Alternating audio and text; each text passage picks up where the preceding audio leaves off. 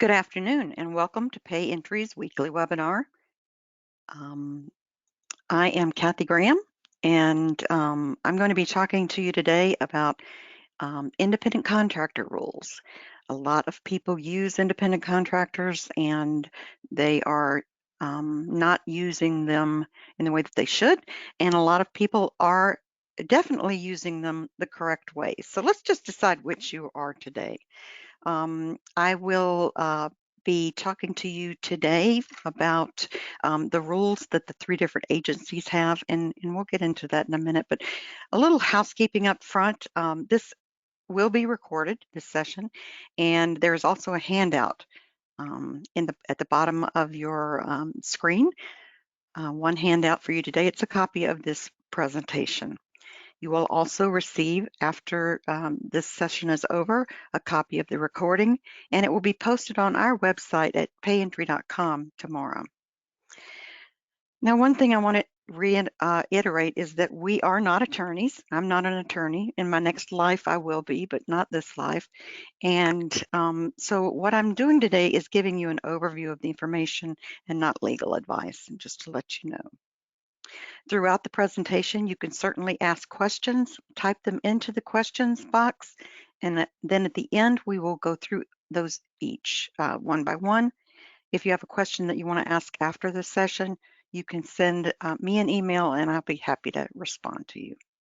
So let's get started. So are they independent contractors or employees? This is what we're going to cover today. We're going to look at the background. Why should you care which way you classify individuals that work for you? Who makes the rules and clobbers you with the penalties? Who determines, how do you determine a worker status? We're going to talk about correcting misclassifications and then how you stay in compliance. Okay, so one thing I want to do before we get started, I want to actually ask you a question. And I'm going to launch a poll. I'd like for you to answer this question. Do you use independent contractors? If you could check yes or no so I can gauge my audience. Okay, and it looks like about 75% of you do. And let's see, we've got a straight 70-30 split. So 30% of you don't use them and 72% do. Well, then it changed to 28. So anyway, so let's just say it's 30%, 70%. So the majority of you do use them, and that helps me understand why you may be attending this workshop. So let's talk a little bit about the background. Independent contractor rules have been a source of attention, a lot of attention in 2020 and 2021. The Department of Labor actually proposed an update to the rule to make it a little bit more straightforward, but that was later withdrawn in May of 2021, and that's because we did have a change in presidents, and that often happens when there are things that are proposed, depending on whether the incumbent or the person coming into the role is a Republican or a Democrat. It does impact some of the things that might be proposed. So it was pulled. That would have shed some light on things, I think, that would have helped us. But the Department of Labor is now using the traditional economic realities test that has been applied by the courts for many years.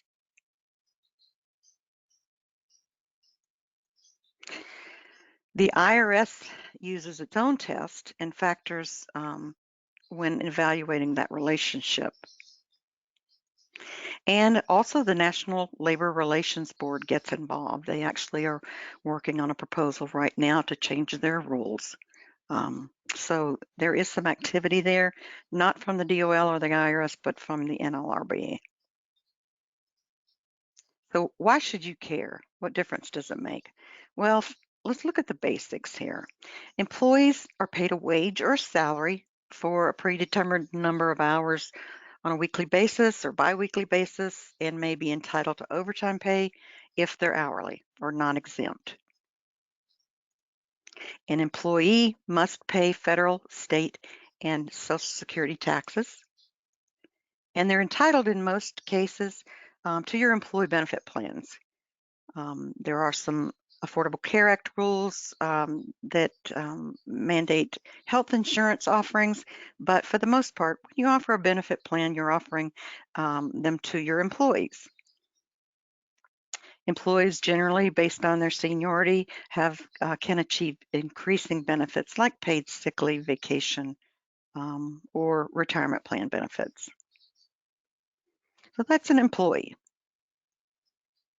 On the other hand, if you're looking at independent contractors, they're normally hired for a specific project or a limited scope, time frame, and to do a certain job. You hire a painter to come in and paint your lobby. That's an independent contractor. They may work for multiple companies, even if it is a tech company or tech person that's working for you. They might work for different companies at the same time they're working for you. They're responsible for paying their own taxes. That is a key piece of this. And they're not eligible to participate in employee benefit plans normally. They also can determine their own work hours and can realize a profit or a loss from a business perspective. So very different profiles. Misclassification is really expensive. If you have an independent contractor that should have been classified as an employee, and that's discovered by an outside agency, you could be subject to penalties, including 3% of the wages paid, a $50 fine for W-2s not filed over a period of years. You would need to pay 40% of the FICA taxes for the employee and 100% match on that. And there could be criminal penalties of up to $1,000 per misclassified worker and 1 year in prison. It's one of the very few laws out there that does have time in prison attached to it. If you are willfully misclassifying your employees as independent contractors, the penalties are much greater. And another thing that you would have to do if you found out someone was an employee instead of an independent contractor is enroll them retroactively in your benefit plans. That is not easy to do. Carriers don't like to do that, and so it may end up with you being self-insured for that employee's claims during a period of time. You also would pay back pay and penalties for any overtime worked that they weren't paid for. So it can add up and it can be extremely expensive. So who makes all these rules? Well, several groups do. The IRS does and the Department of Labor does. They jointly create and monitor these rules, and the individual states and the National Labor Relations Board may also create rules for their jurisdiction. So there's a lot of hands in the pot here.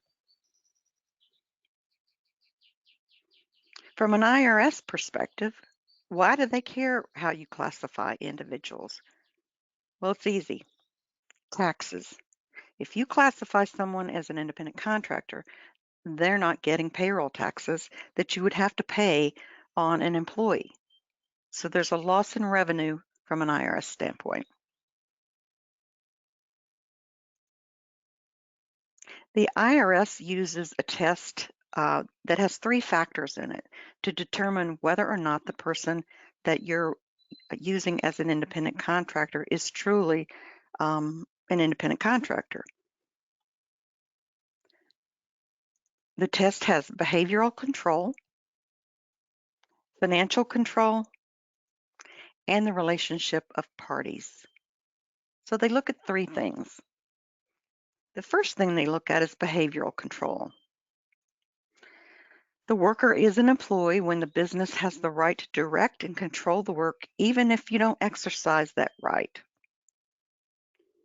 Tell them when and where to work, what tools to use, what degree of instruction. Do you have to train someone to do the job? If you have to train someone to do what you want them to do, they are not an independent contractor. If you tell them when and where to work and what tools to use and furnish those tools, they are not an independent contractor. If you have evaluation systems in place to measure the details of how work is done, if you train them to do the job.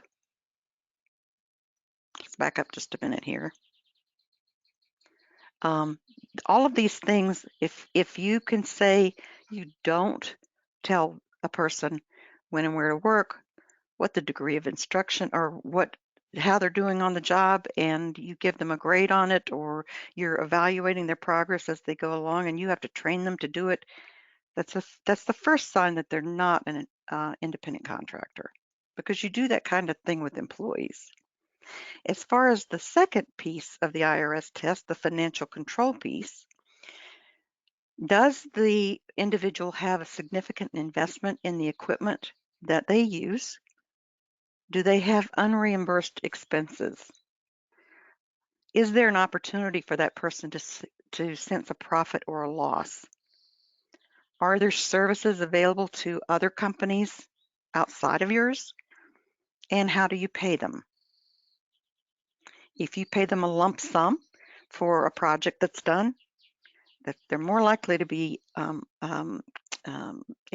non-employee, an independent contractor. But that's not the only thing. If you are their only employer and they don't work for anyone else, that's a red flag. And then the third test is the relationship that they have with the employer. Now remember, we're still with the IRS test. Do they have a written contract that describes the relationship? Do you provide them with employee benefits? How permanent is the relationship? Is there an expectation on their part that the work will continue indefinitely rather than for a specific project or a period of time or task? And are the services provided a key activity of your own business? If you hire an independent contractor to do, let's just say, customer service work in your plant, and you have other people that do the same type of work, they cannot be an independent contractor. So if you have someone else that's doing the same job within your organization, well, just say maybe a systems person. You hire a systems person to work on your website, but you always also have people inside your company that do the same thing. That person cannot be an independent contractor for the most part. There are exceptions. So in determining a worker's status under the IRS regulations, there is a form that you can use to ask the IRS to tell you whether someone is an independent contractor or not. A lot of companies don't like to do this because it does focus the IRS radar on you. If you're asking that, normally you don't want to come up on the IRS's radar and asking any questions. So normally you want a third party to ask that for you on your behalf. There's an IRS publication 15-A that's available on the internet, the Employer's Supplemental Tax Guide, that does talk a little bit more about worker status from an IRS standpoint.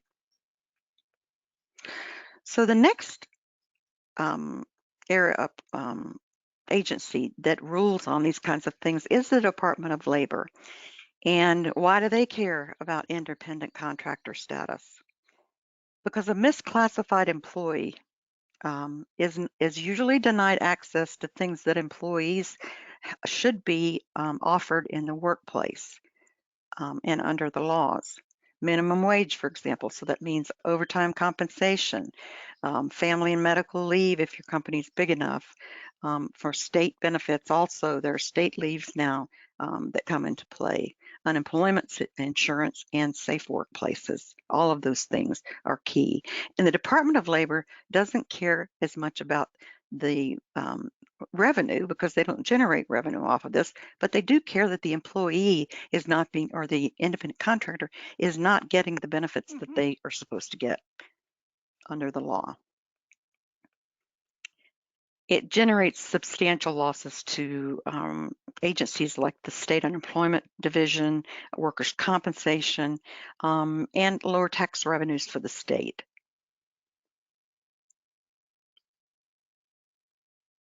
This, just to let you know, if you have an independent contractor that feels that they should be an employee and getting the benefits that you offer employees, they would go to the Department of Labor to file a complaint. So this is where most of the complaints come from, but the Department of Labor and the IRS work hand in hand. So if the DOL gets it, the IRS will also know about it. The Department of Labor's test is much different than the IRS's test. Among the factors that are considered to determine employment status are the extent to which services rendered are part of the company's business. Now, the IRS does touch on that in the relationship section of their testing. So if they're doing something that your other employees are doing, that's a red flag.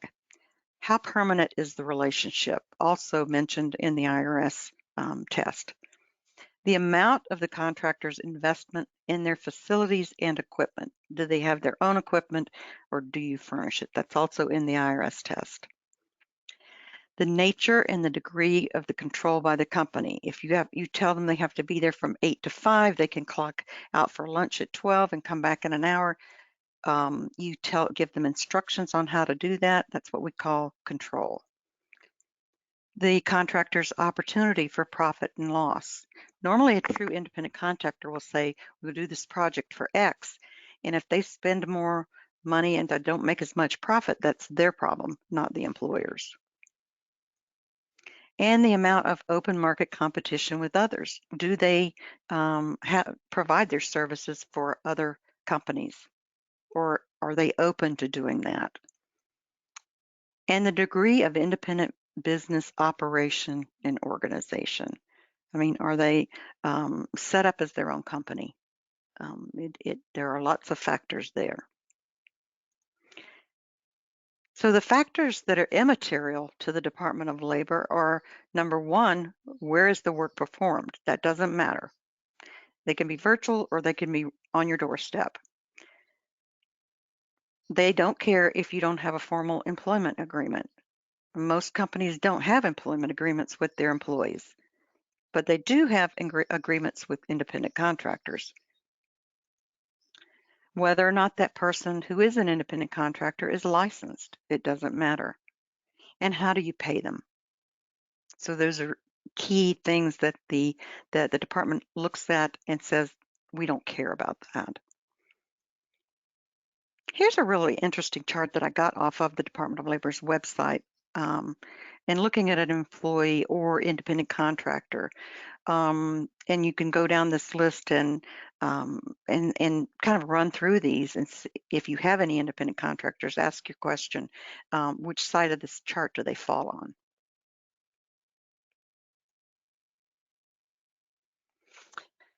Back to who makes the rules, there are various states that have adopted a much more rigorous three-part test. It's called the ABC test, and California is one of those.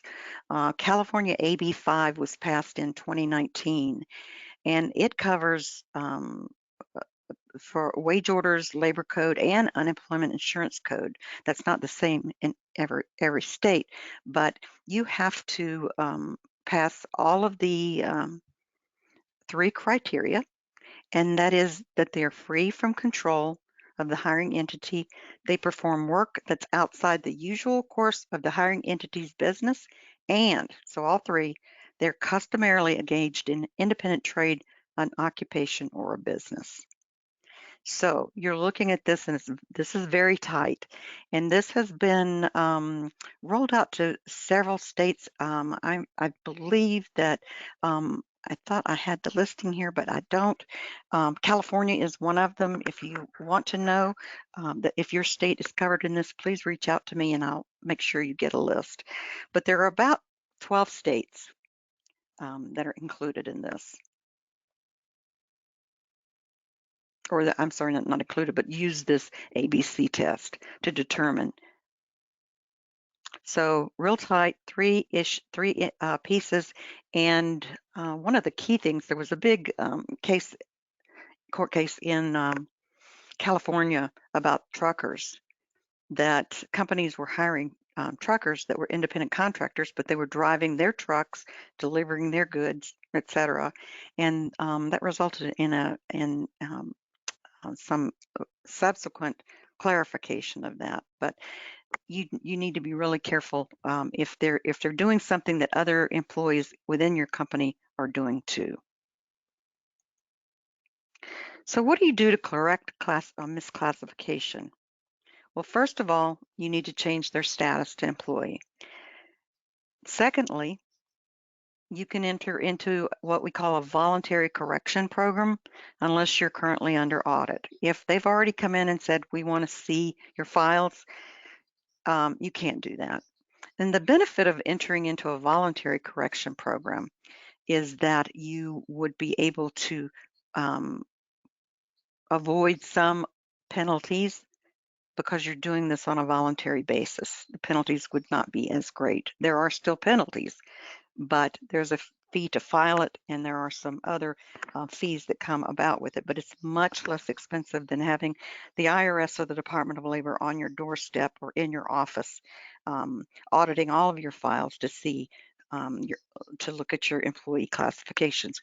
One thing you never want to have is the DOL or the IRS in your files, because if they're looking for one thing, they might find another. So that's never a good idea. So the other approach to this, and I didn't put it on the screen, but I do know employers that have said, oh, we made a mistake. We're going to change it right now, and we're going to hold our breath and see if we're ever audited, and not enter into a voluntary correction program.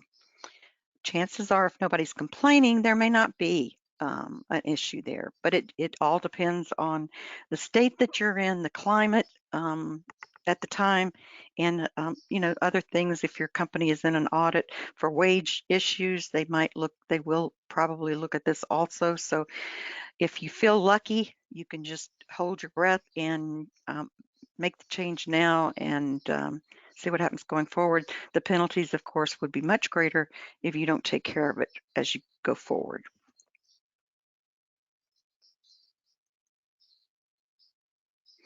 So staying in compliance, that's the key. Don't let your supervisors and your managers decide who an independent contractor is, because they don't know the rules. You need to create a company policy that has independent contractor status evaluated by HR or an outside third party who can get a clarification from the IRS or has the knowledge to make that decision, can run through these 3 tests that we have presented here. Also ensure that any new independent contractors meet those test requirements. So the key is not to allow anyone other than someone who's knowledgeable to hire an independent contractor without approval. That will keep you out of hot water. But if you do see something come across and someone has hired an independent contractor and didn't talk to you first, then you would need to step in and take some action to make sure that that person does meet those requirements.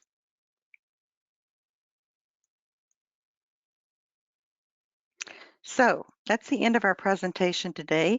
If you need help with this or any other HR project, know that we're here. We have a team that can work on projects for you like this and would love to help you. We will have a webinar next month, out of sync with the normal Thursday webinars, that will introduce you to the HR services side of pay entry. If you're interested, you'll be getting a notice on that in the next couple of weeks. So let's look to see if anyone had any questions.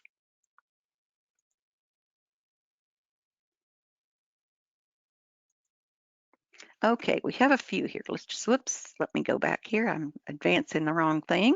All right. Okay, this says, I'm an independent sales rep and I have a sub rep who does special events and calls on our stores for one of our product lines. I'm a 1099 contractor with the manufacturer, and I pay the rep as a 1099 contractor for going to those events for us. I would question whether or not that sub rep is an employee of yours, because they're doing things at your direction. You're paying them probably an hourly rate, but you're paying them as a contractor. If they don't have their own business doing that, you're the only one that they work for, and you're telling them where to go and when to go. I think this person is an employee.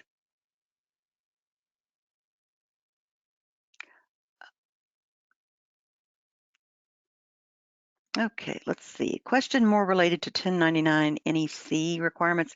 If an independent contractor is paid through an LLC or an LLCP, is a 1099 required? You're always required to file something with the IRS that shows how much you paid that person, regardless of what type of company you are or corporation. Another question, what about manual labor for a short period of time? They're employees. It doesn't matter the length of time that you have them working for you. If they're going somewhere, and let's just say they're picking up a shovel and digging a hole, and they're doing that all day long, and then they go home and they come back the next day and they dig for one more day, those are employees.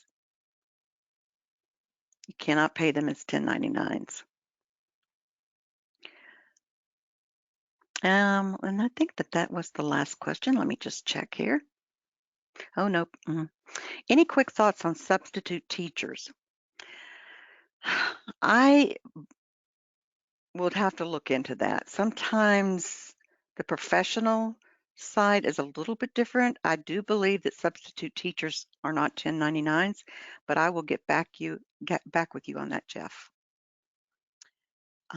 Another question, if you have a business that you've determined to be an independent contractor, you fail to get a W-9 and the contractor will not furnish a W-9, what do you do?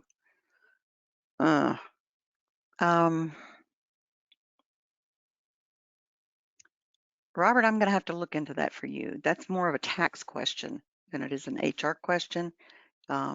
It depends, I think. So let me get back to you on that one.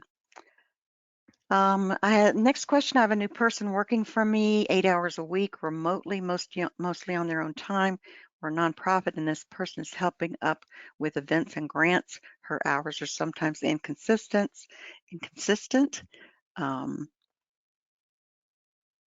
Let's see here.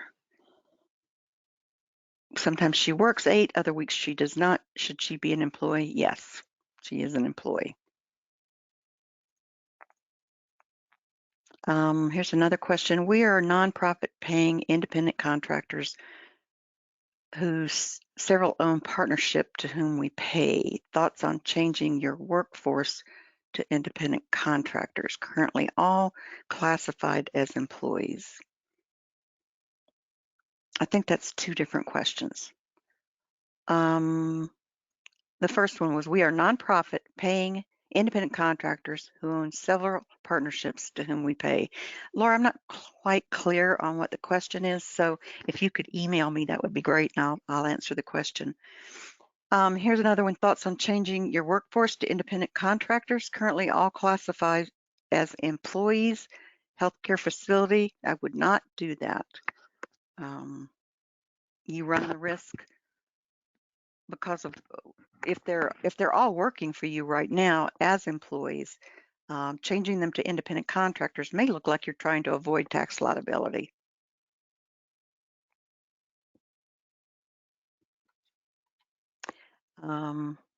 Let's see. What if we've brought in an established financial accounting consultant for a transition between one CFO leaving and another new hire joining us? He's maintaining duties of the CFO, as well as additional tasks, projects, and training our existing or ARAP teams. If he is an established financial accounting consultant, he has his own business, that's not a problem because he's going to bill you for his services. You should be fine with that. And that looks like the last question. So if you had a question that wasn't answered today, or you think of something later, just shoot me an email. I'll be happy to help you. Here's one more. I'm a staffing agency, staffing healthcare workers. However, my marketing person is not a healthcare worker. I am assuming he is an independent contractor. Well, it depends. If the marketing person doesn't have their own marketing company and they are only doing marketing for you, then they're an employee. So that's pretty straightforward. Okay, We're going to end today. We try to keep our seminars, our webinars to 30 minutes because we know you don't have a lot of time to sit through these things. If you have questions afterwards, please let me know. I'll be happy to assist.